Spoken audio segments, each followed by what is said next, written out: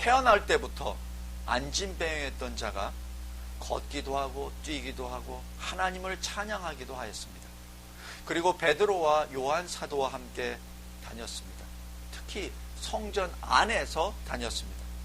자신이 정상인으로 회복되었음을 보여주었고 그 원인도 또한 모든 사람에게 알려주기 위해서 사도들과 함께 섰습니다.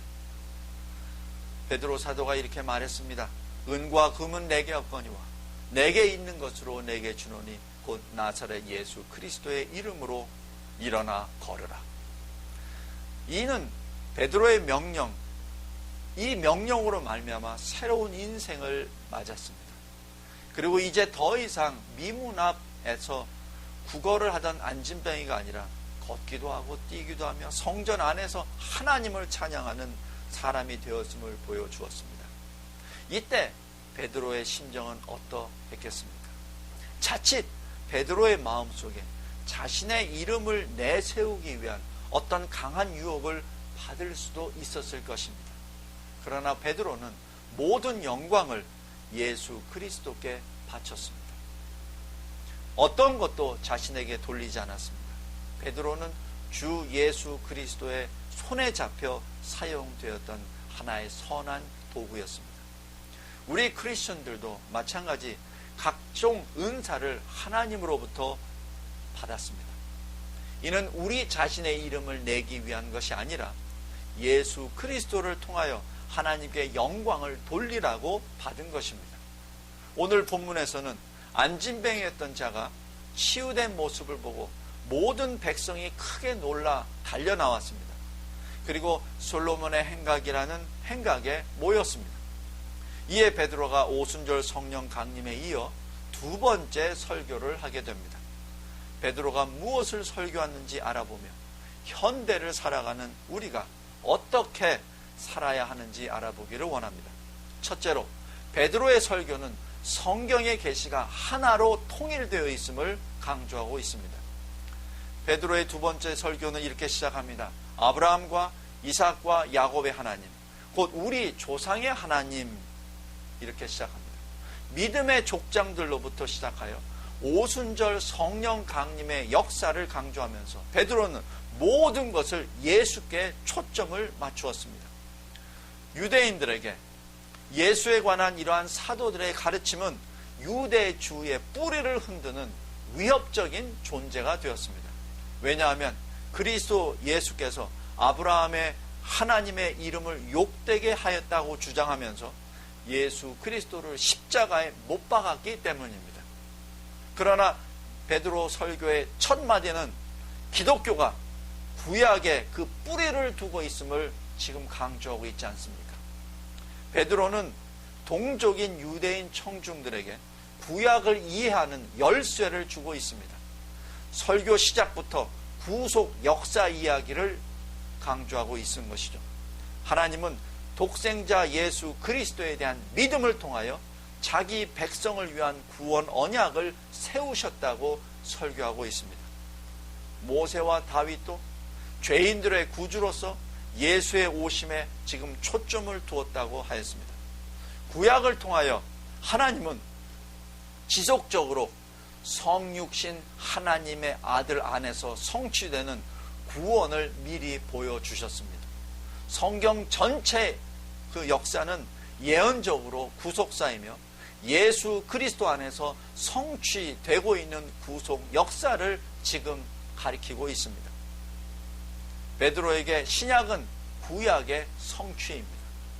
구주의 언약은 구약 족장으로부터 예수 그리스도의 탄생, 지상 생애, 죽으심, 부활하심, 그리고 하늘로 높아지심 등으로 지속적으로 직접 이어집니다. 에덴으로부터 시작하는 구속사는 예수 그리스도를 지금 계속 향하고 있습니다. 여자의 후손이 사단의 머리를 질밟는 것이죠. 예수로부터 배우고 성령의 충만함을 받은 베드로는 예언 중에 하나가 성취된 것이 아니라 하나님의 전체 구속 계획이 성취되었음을 선포한 것입니다.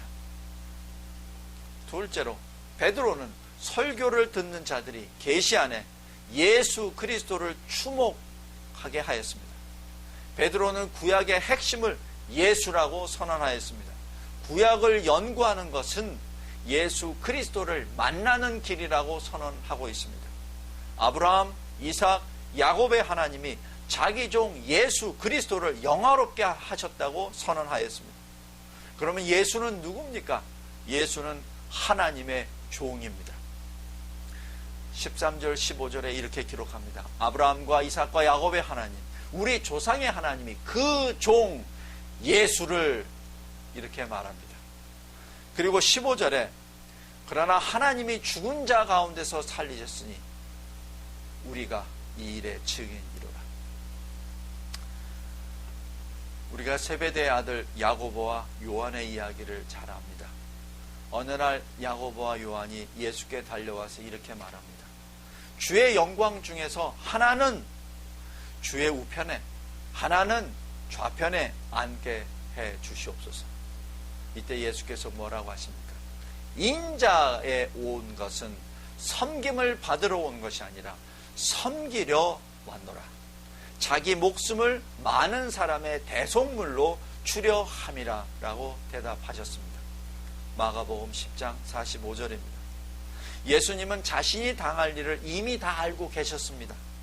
18절에 하나님이 모든 선지자의 입을 의탁하사 자기의 그리스도의 해 받으실 일을 미리 알게 하신 것을 다 이루어셨느니라. 예수님은 하나님의 종으로서 구약의 예언의 성취를 하는 것이 자신이 받은 사명이라고 말씀하시며 그것을 다 이루셨습니다. 그래서 예수님은 자기를 비워 종의 형체를 가져 사람과 같이 되고라고 사도 바울이 빌립보서 2장 7절에 증언하고 있습니다. 하나님의 종으로서 예수님은 자기 백성을 위하여 자신을 대속물로 드렸습니다. 예수님은 하나님의 종이었습니다. 하나님은 그 예수 그리스도를 영화롭게 하셨습니다.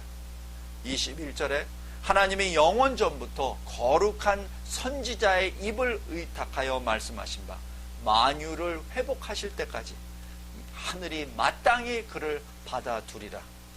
21절입니다. 하나님께서 이미 이사야 선지자를 통하여 예언하셨습니다.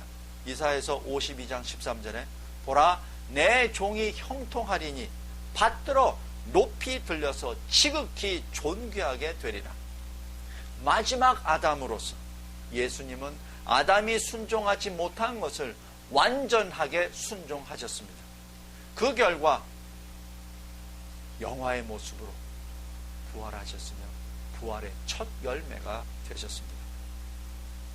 오순절 성령 강림이 시작되었으며 날 때부터 안진뱅이였던 자가 고침을 받은 사건은 영광의 순간 그날 새하늘과 새 땅이 하늘로부터 내려오는 그 순간 하나님의 구속 목표가 목적이 완성되는 그날의 증거입니다. 하나님은 예수 그리스도를 영화롭게 하셨습니다. 마지막 셋째로 베드로의 설교는 자기 죄를 회개하고 복음을 믿는 자를 위한 소망이라고 하였습니다. 19절 23절에 이렇게 말합니다. 너희가 회개하고 돌이켜 너희 죄 없이 함을 받으라. 이같이 하면 유쾌하게 되는 날 주 앞에로부터 이를 것이라. 누구든지 그 선지자의 말을 듣지 아니하는 자는 백성 중에서 멸망받으리라. 그렇다면 회개란 무엇입니까? 회개는 하나님께 범한 죄를 인식하는 것입니다. 인정하는 것입니다. 내가 죄인이라는 것을 인정하는 것입니다. 베드로가 사람들에게 그리스도로 향하라 하는 설교의 목적은 바로 회개에 있습니다. 그들은 자신들이 죽음으로 몰아내세웠던 예수님이 누구시라는 것을 의도적으로 무시하였습니다. 예수 그리스도께서 이 세상에 오신 목적도 무시하였습니다. 고린도전서 2장 8절에 사도 바울은 이렇게 말합니다. 이 지혜는 이 세대의 관원이 하나도 알지 못하였나니 만일 알았다면 영광의 주를 십자가에 못 박지 아니하였으리라. 그들은 예수 그리스도께 대하여 말로 형용할 수 없는 큰 죄를 범한 것입니다. 회개란 하나님의 은혜로우신 섭리 안에서 죄로부터 방향을 하나님께로 전환하는 것입니다.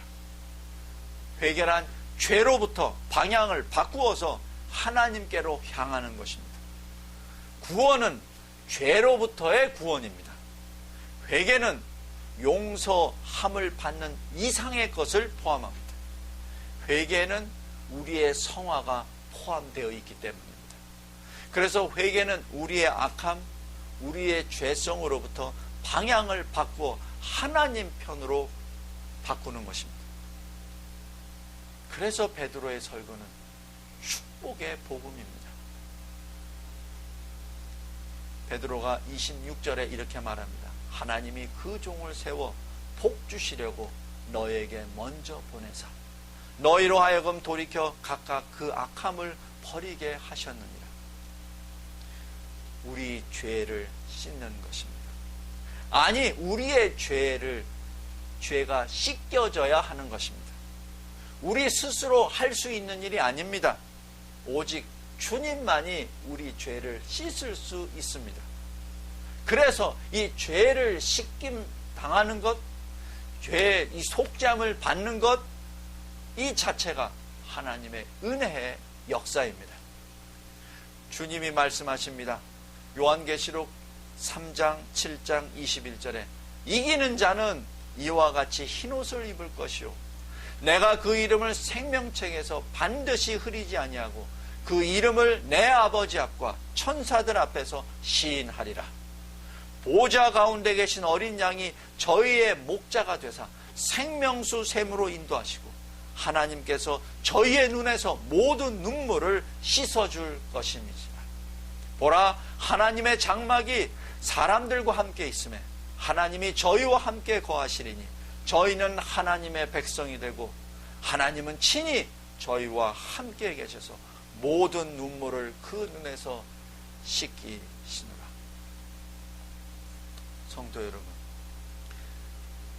안식과 구원으로부터 다시 새롭게 되는 것입니다. 크리스천은 우리에게 다가올 종말의 축복을 이미 함께 나눈 자입니다. 저희에게 당한 이런 일이 거울이 되고 또한 말세를 만난 우리의 경계로 기록된 것이 성경 말씀입니다. 오순절 성령 강림은 구약으로부터 신약으로 전환되는 계기가 되었습니다. 고린도후서 6장 2절에 내가 은혜 베풀 때 너를 듣고 구원의 날에 너를 도왔다 하셨으니 보라, 지금은 은혜를 받을 만한 때요 보라, 지금은 구원의 날이로다. 우리는 지금 종말의 때에 살고 있습니다. 우리는 우리 앞에 놓인 것, 앞으로 다가올 것을 지금 즐기고 있는 것입니다. 날 때부터 안진뱅이 된 자가 고침을 받은 사건은 앞으로 다가올 세상을 미리 맛보는 것입니다. 상쾌한 새로운 공기를 호흡하는 것입니다. 다시 새롭게 되는 시간은 우리나 이 세상으로부터 오는 것이 아닙니다. 하나님이 계시는 곳부터, 천국으로부터, 하나님으로부터 오는 것입니다. 그 때가 하나님이 계시는 곳으로부터 다시 태어나는 때, 다시 새롭게 되는 때입니다. 성도 여러분, 하나님께 예배를 드리는 이 순간, 이 종말의 때에 만물이 회복된다는 약속을 받는 것입니다. 믿음 안에서 그 회복이 실현되는 것입니다. 믿음의 형제 자매 여러분, 하나님을 거부하는 것, 그리스도의 복음을 거부하는 것은 멸망입니다. 우리는 회개해야 합니다. 우리는 복음을 믿어야 합니다. 그래서 베드로 사도가 지금 절박한 마음으로 복음의 메시지를 선포하고 있는 것입니다. 우리가 회개를 하지 아니하고 우리가 복음을 믿지 아니하면 멸망만이 남게 됩니다. 베드로후서 3장 7절에 이제 하늘과 땅은 그 동일한 말씀으로 불사르기 위하여 간수하신 바 되어 경건치 아니한 사람들의 심판과 멸망의 날까지 보존하여 주신 것이니라. 그러나 예수 그리스도를 믿는 자는 주님의 구원 안에서 분명한 안식을 취하게 됩니다. 성도 여러분, 특히 설교를 하시는 동역자 여러분, 구원은 우리 인간의 노력으로 이루어지는 것이 결코 아니지 않습니까? 그래서 설교는 우리에게 구원의 메시지를 전하는 것입니다. 설교는 예수 그리스도를 전하는 것입니다. 설교에 예수 그리스도와 예수 그리스도를 통한 구원의 메시지가 없다면 그 설교는 더 이상 설교가 아닙니다. 설교를 듣고 예수 그리스도 안에서 은혜와 평강이 넘쳐야 하는 것입니다. 그래야 설교를 듣고 일주일을 살 수 있지 않겠습니까? 만약 설교를 듣고 내가 죄인이라는 사실만을 깨닫게 된다면, 내가 노력을 해야만 한다는 사실만 주입된다면 그 설교를 듣고 어떻게 은혜와 평강을 누릴 수 있습니까? 단지 죄책감에만 눌려서 스스로 할 수 없다는 눌리는 마음만이 가득하다면 그런 설교는 생명을 살리는 복음의 설교가 아닙니다. 예수 그리스도의 설교도 아닙니다. 그것은 서서히 성도들을 말라 죽이는 사람의 말입니다. 깨어나기 바랍니다. 그런 설교로부터 일어나 진정 하나님의 말씀, 예수 그리스도의 복음을 받아 다시 살아나고 다시 새롭게 되고 하나님과 어린 양 예수 그리스도께서 예비하신 저 새하늘과 새 땅을 기대하고 소망하시기를 바랍니다. 믿음의 동지 여러분, 내가 아니라 오직 그리스도만이 경배를 받아야 합니다. 내가 아니라 오직 그리스도만이 나타나고 전해져야 합니다. 내가 아니라 오직 그리스도만을 위하여 만나고 행동해야 합니다. 내가 아니라 오직 그리스도만을 생각하고 말해야 합니다. 기도하겠습니다. 하나님 아버지, 감사하고